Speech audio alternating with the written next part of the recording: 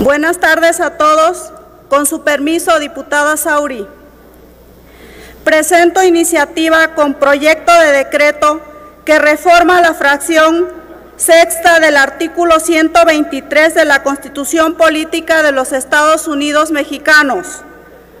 Uno de los problemas más graves que nos heredó el neoliberalismo es el de las pensiones, debido a las reformas realizadas por los tecnócratas y aprobadas por los diputados de los partidos que hoy están en la oposición.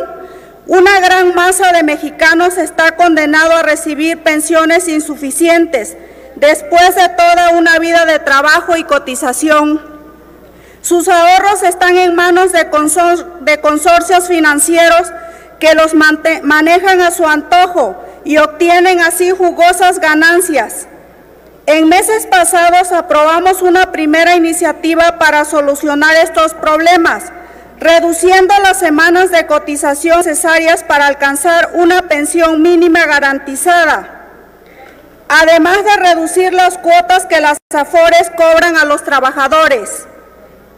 Pero corregir la plana de esta manera no ha sido suficiente. Miles de mexicanos perciben que sus ahorros están en riesgo y su futuro es incierto. De perpetuarse el sistema heredado por el neoliberalismo de cotización individual y administración privada de los fondos, ahora esa amenaza se materializó con la decisión de la Suprema Corte de Justicia de tasar el tope máximo de las pensiones del ISSSTE en unidades de medida y actualización y no en salarios mínimos como se venía haciendo. La decisión de la Suprema Corte es lesiva de los intereses de los pensionados. Supone una diferencia de ingreso que en el caso de una pensión que recibe 5 veces el salario mínimo es de casi 8,000 pesos mensuales. Suma nada despreciable para los raquíticos ingresos de la mayoría de los pensionados.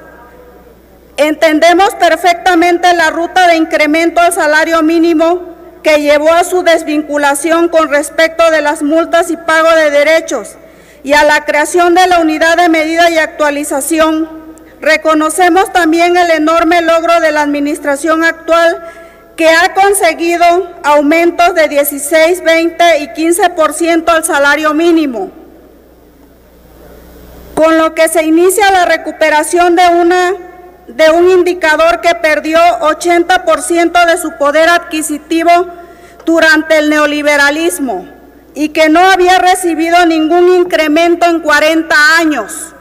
Pero también hay que señalar que la más reciente resolución de la Suprema Corte es abusiva y lesiva de los intereses de los trabajadores.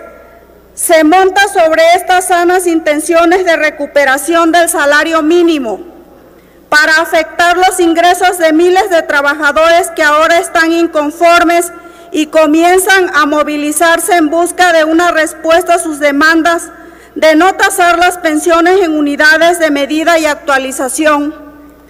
Sabemos que una respuesta positiva a sus demandas está dificultada por los problemas que sobre las finanzas públicas provocó la pandemia. Es un momento difícil para la economía mexicana y en ese contexto también reconocemos que el gesto de incrementar la pensión otorgada a los adultos mayores que fue anunciada por el presidente el pasado 21 de marzo es una medida de justicia social completamente necesaria que aplaudimos y apoyamos incondicionalmente. Pero no hay que olvidar al resto de los adultos mayores, en este caso a los que cotizaron toda su vida a un fondo de pensiones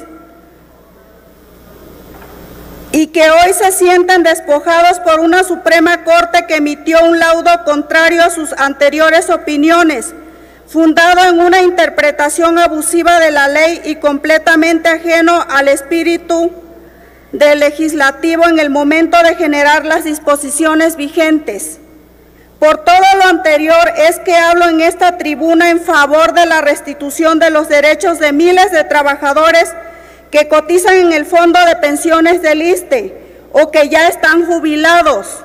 En diversas instancias ellos han manifestado su rechazo a la tasación de sus pensiones en unidades de medida y actualización, y esperan una rectificación de la decisión de la Suprema Corte. No hay mucho misterio en el tema. Necesitamos restituir el espíritu con que el legislativo acordó la ley para determinar el valor de la unidad de medida y actualización, cuyo dictamen publicado el 15 de diciembre de 2016 en el Senado de la República enfatiza que la prohibición del salario mínimo como medida para multas y pagos de derechos no significa que el salario mínimo no pueda seguir siendo empleado como índice, unidad, base, medida o referencia para fines propios de su naturaleza, como ocurre en el caso de las disposiciones relativas a seguridad social y pensiones, en las que dicho salario se utiliza como índice en la determinación del límite máximo del salario base de cotización.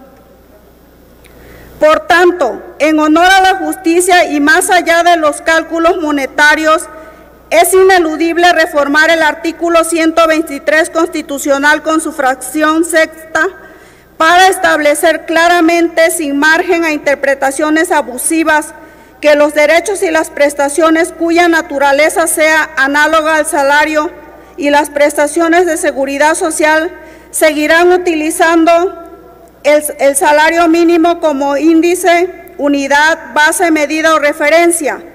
Este es el contenido de la iniciativa que hoy propongo en este pleno.